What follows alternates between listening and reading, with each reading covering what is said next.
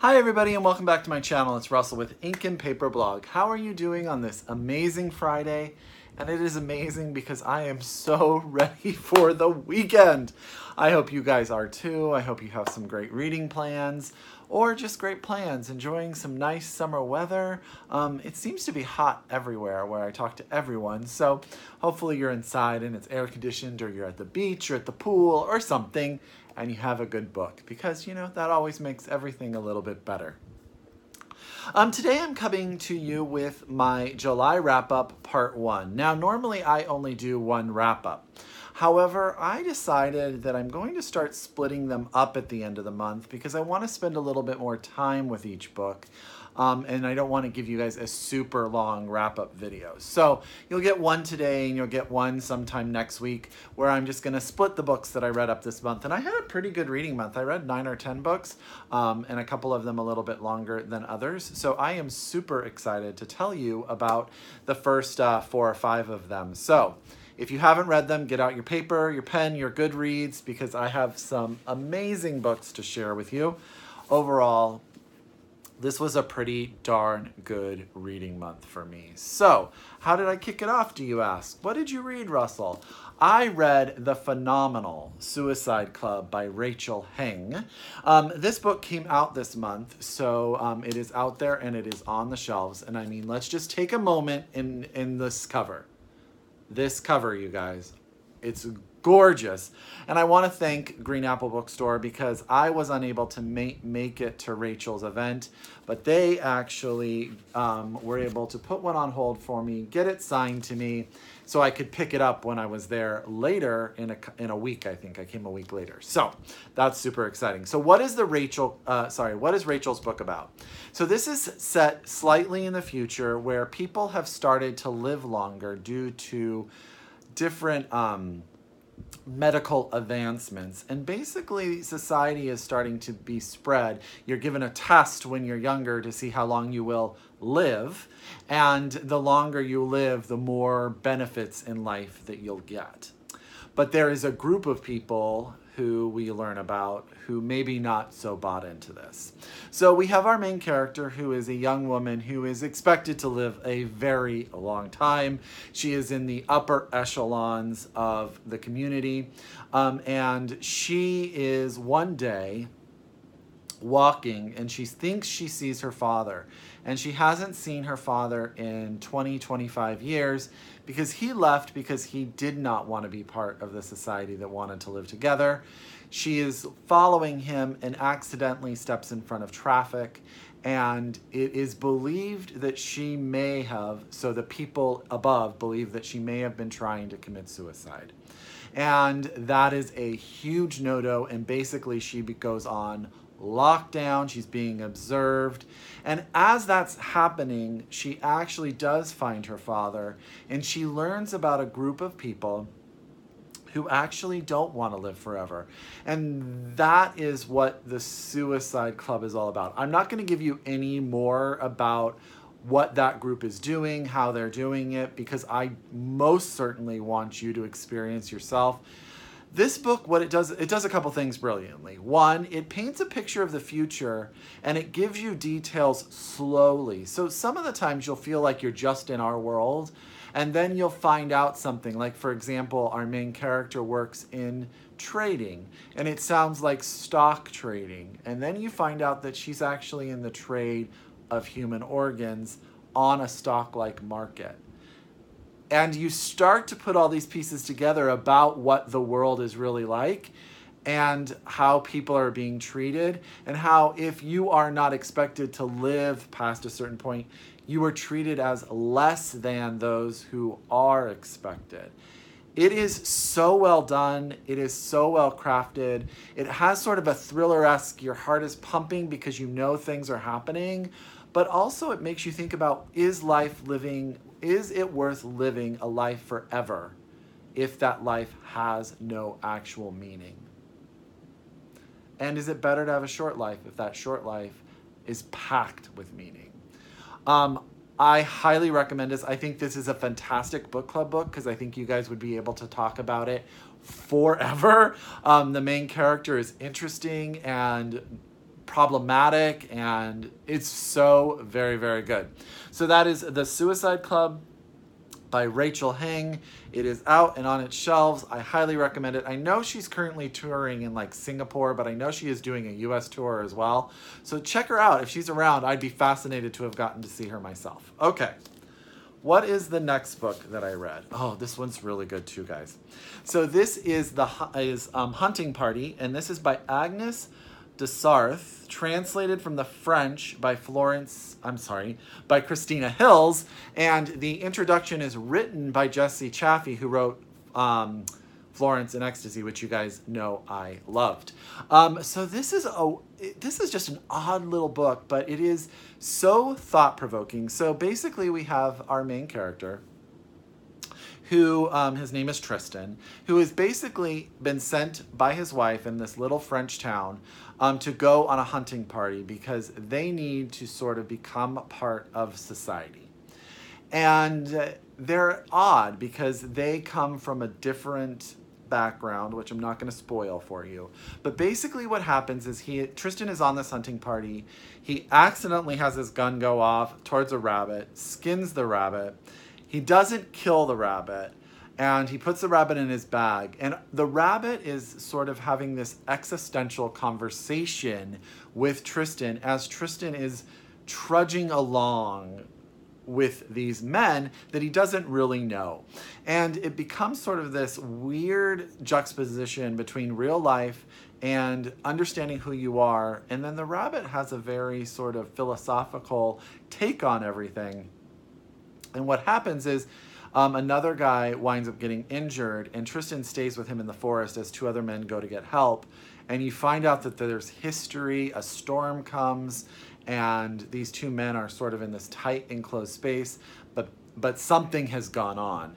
And the rabbit recognizes different things faster than Tristan does. And it just is, it's one of those, like, I want to call it a fable, but I'm not sure it's the right words.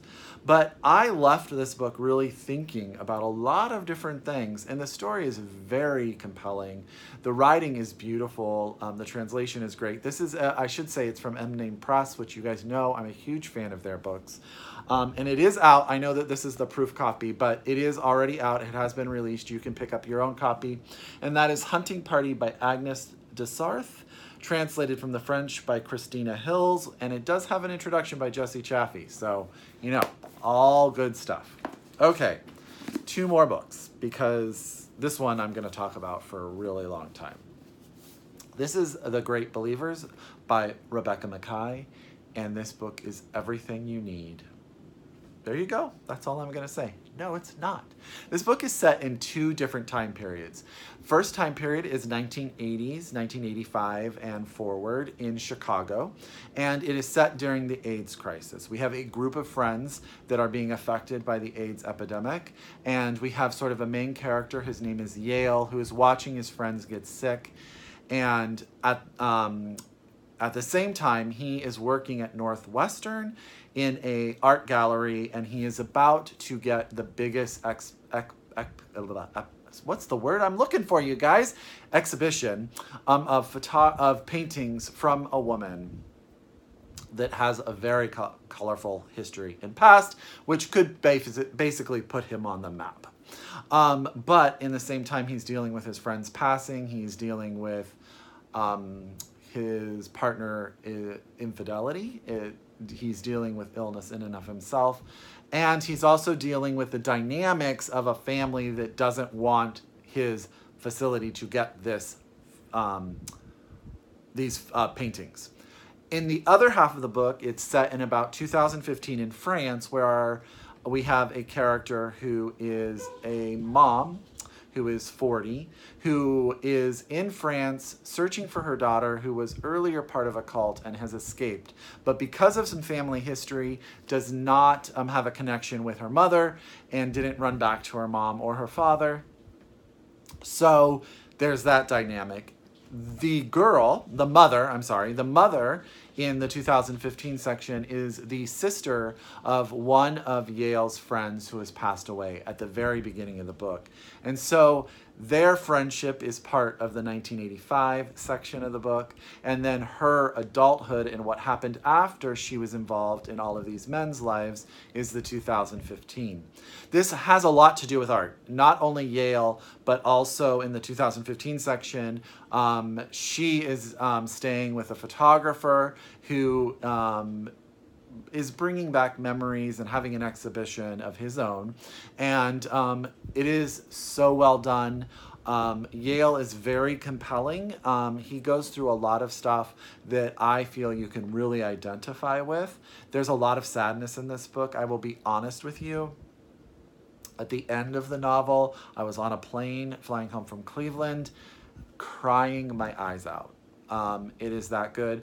If you were a fan of Christadora by Tim Murphy, if you were a fan of A Little Life by Hana Yanagihara, it's not as sad as Yanagihara and not as tragic, but it has sort of that city vibe to it.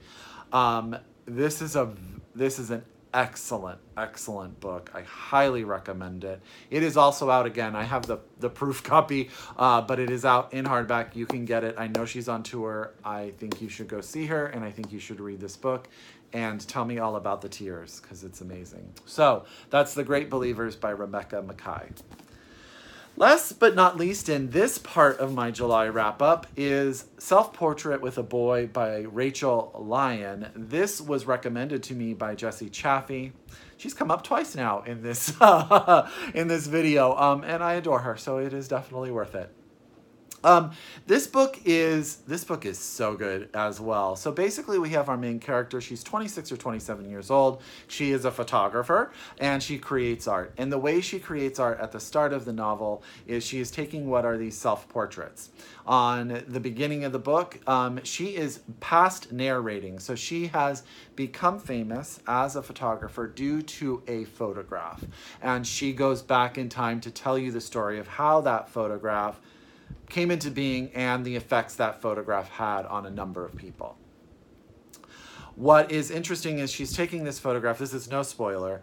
She is in front of a window. She gets into, I believe she's either nude or in very little clothing, and she jumps across the camera and takes a photo. But in the background of that photo is an image of a little boy. When we find out that her upstairs neighbor's young son has fallen off the roof to his death. And in this photograph in the background is captured the little boy. And this book becomes about two things. It becomes about art and the disconnection art can have from real life, but also how it has no disconnection from real life.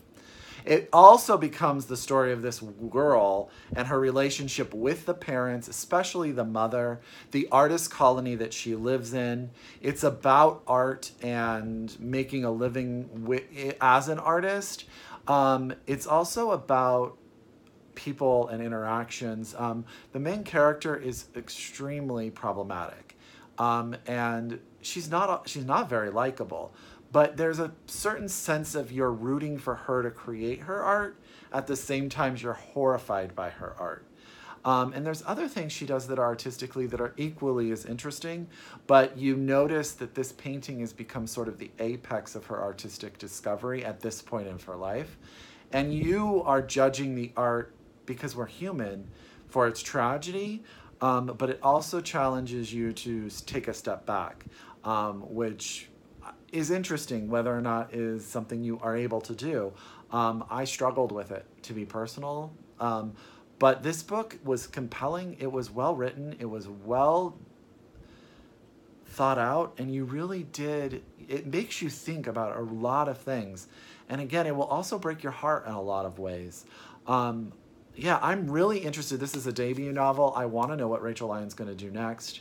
I would definitely love for other people to read this so I could talk about it with them. I buddy read this with my friend Chris over at Chris's Bookish Cauldron. Check out his channel. He also reviewed this book, and we both were very big fans. So that is Self-Portrait with a Boy by Rachel Lyon, and those are the first 4 books that I read this month. In my second video, I will wrap up the last 5 books that I read.